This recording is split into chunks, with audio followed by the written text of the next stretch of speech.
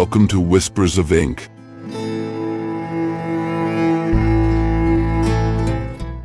I'm Machado de Assis, and now I will read one of my stories.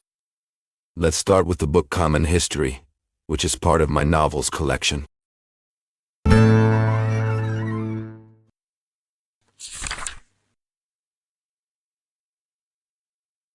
Chapter 1. I was born into a hat. Not just any hat, but the hat of a man walking down the street. Forgive me for starting like this, it's my way of being poetic. I want to begin right in the middle of the action. You already know where I landed, and that's good. Now I just need to explain where I came from, and why I fell. As for what I aim, an ordinary pin. There's no need to go on about it. I'm a simple plain pin, not the kind used for decoration, but for real use. The kind women used to pin a cotton scarf around their necks, or rich ladies used to fix a shawl or a flower in their hair. At first glance, a pin like me doesn't seem worth much. But in truth, I could be more important than the dress itself. I don't have time to prove my point. There's only space here to tell my story. I was bought by a poor maid. The shop owner sold me, along with 11 of my brothers, as a dozen for just a few coins, almost nothing. What a fate. A poor maid. Her name was Felicidade. That's right, Happiness was her name. She took the paper we were pinned to and placed it inside a wooden chest. I don't know how long I stayed there. One morning I was pulled out to pin the cotton scarf around her neck. The scarf was new, so I wasn't too upset. And besides, Felicidad was clean and kind. She worked in the young ladies' rooms and knew all their secrets and little fights. In the end, it wasn't a royal life, but it wasn't shameful either. Between her chest and a corner of an old table in her small room, I lived for about 5 or 6 days. Each night, I was removed and placed in a small cardboard box by the table's edge. Each morning, I went from the box to her scarf. It was the same thing every day. Yes, it was boring. But that's just how a pin's life is. The day before my big moment, I heard talk of a ball the next night at the home of a judge celebrating his birthday. The ladies were getting ready with great care. They checked their lace, silk gloves, flowers, jewels, fans, and shoes. Nothing else mattered except the judge's ball. I always wanted to know what a ball was like and go to one. But could such a wish really come true for a simple pin stuck in the handkerchief of a poor maid? Probably not. So the only thing left was to stay at home. Happiness, the girls would say at night in their room, give me my dress. Happiness, tie my dress. Happiness, where are the other socks? What socks, miss? The ones on the chair. Oh, miss, they're right here. And Happiness would run around, always eager, always ready to help. She was sweet, smiling at everyone. She buttoned one girl's dress, pulled another's skirt, fixed the train of this one's gown, adjusted the tiara of that one. And she did it all with the care of a mother, as if they were her own daughters. And I saw everything. What made me jealous were the other pins. When I saw them go from the maid's hand to the dress of the girls, I thought to myself, how lucky to be a pin for a lady's dress, and not just any lady beautiful ones going to a party. Girls, it's time. Coming, mother, they all said. And they left, one by one. First the oldest, then the youngest, then the one in the middle. Her name was Clarina. She stayed behind to fix a rose on her chest, a beautiful rose. She pinned it and smiled at the maid. The maid muttered. Mr. Florencio will be speechless tonight.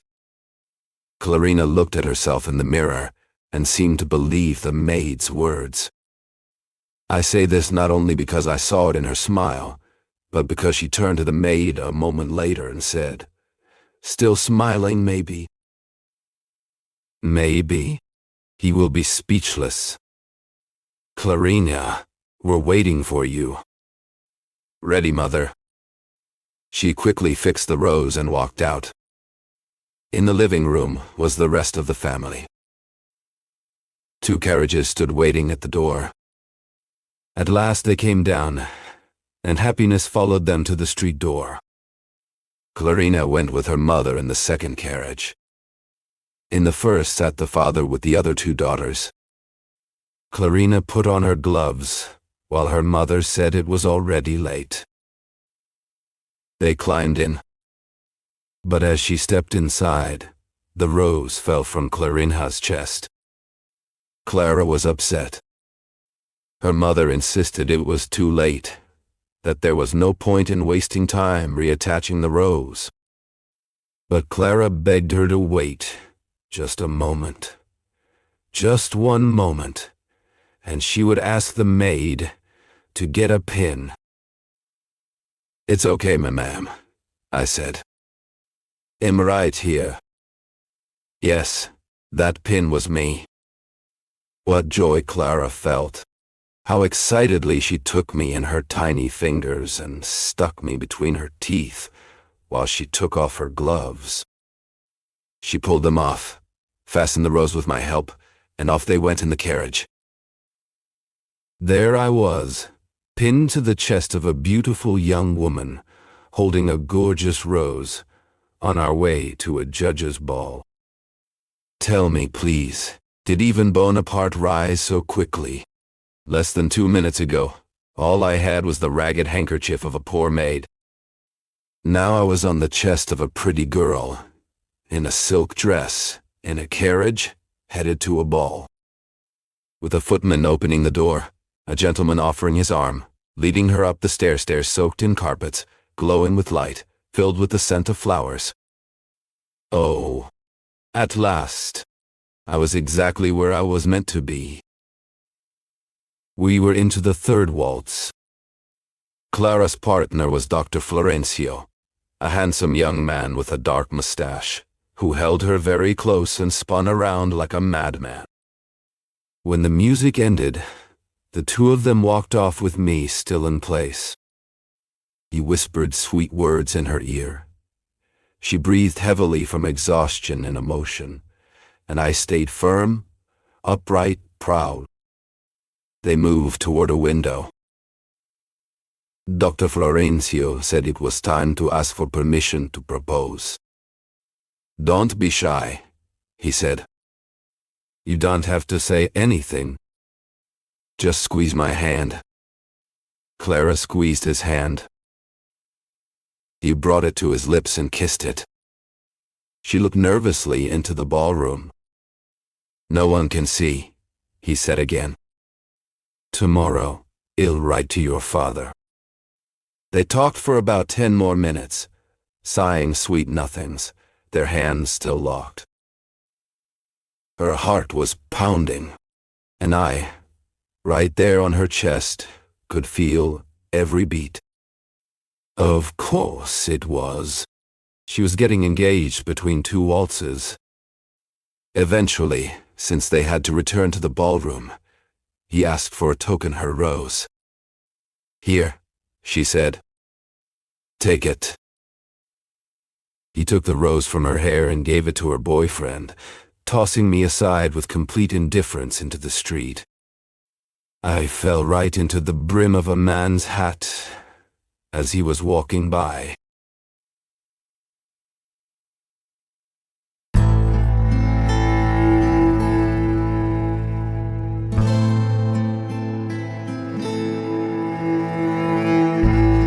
Thank you for listening so far. If you enjoyed this video, don't forget to like our channel and click the bell to be notified whenever a new book is read. Have you heard of Machado de Assis? Machado de Assis, born in Rio de Janeiro in 1839, is considered one of the greatest writers in Brazilian literature and a master of psychological realism. He was a novelist, poet, playwright, and short story writer whose works explore the complexities of human behavior with irony, subtlety, and deep introspection. Among his most famous novels are Dom Casmurro, which questions truth and memory, and the posthumous memoirs of Brás Cubas, a satirical narrative told by a deceased man. Machado's literature often reflects the contradictions of Brazilian society, addressing issues like race, class, power, and identity in a sophisticated yet accessible style. Despite being born into poverty and facing racial prejudice, Machado de Assis rose to become the president of the Brazilian Academy of Letters and a symbol of literary excellence.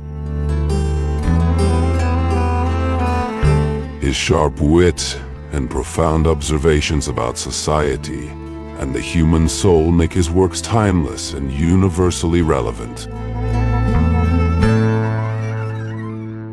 Today, he is recognized not only as a Brazilian icon, but also as a world-class author whose legacy continues to influence generations of writers and thinkers.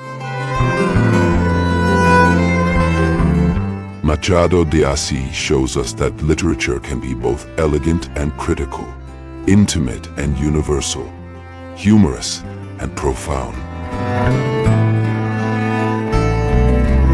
His stories remain as powerful and thought-provoking today as they were more than a century ago.